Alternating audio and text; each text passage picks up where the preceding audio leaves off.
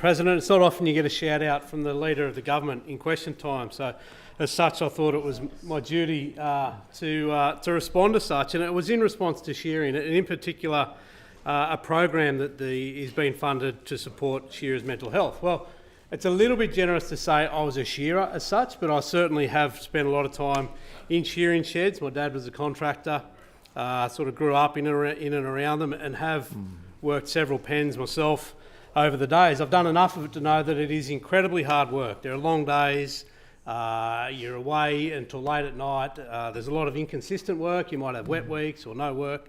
So it is tough, and there's some self-medication involved in that as well, which I think causes a few problems that comes through working through chronic pain that a lot of these people do. So of course I will support the intent of the Woolly Conversations program that the Minister was referring to. I'm a little bit more sceptical about the tagline, raising the bar in suicide prevention and positive mental health.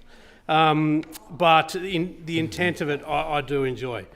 But also, I do need to say at the same token, we are losing shearers. We have significantly less shearers around today than we did. 30 years ago, there was around 10,000 shearers in the country, and now there's only 2,500. And I'd encourage people to get involved. Yes, I talked about the hard work, but it is also good fun. I remember distinctly those moments before 7:30 when things kick off. There's, you're standing around waiting for the clock to tick. There's a bit of anticipation about it. It's quite poetic and quite enjoyable to then hear the buzz of the machines as they click in overhead as you're starting on your day. Some of my good memories of working in shearing sheds were, I didn't really progress much beyond being a learner, but there was a couple of learners and one guy that knew what he's doing.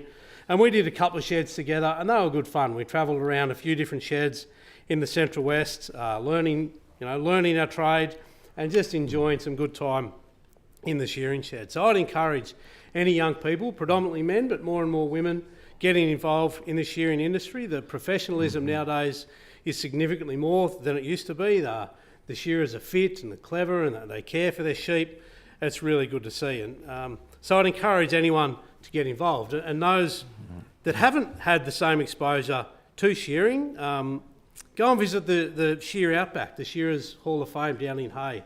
That's a great way to see it and learn more about it. And I'm sure I don't need to sell this to the Honourable Cameron Murphy with his regional credentials, of course, but you could also spend your time and watch the classic Australian Jack Thompson movie, Sunday Too Far Away, another great depiction of shearing life in Australia.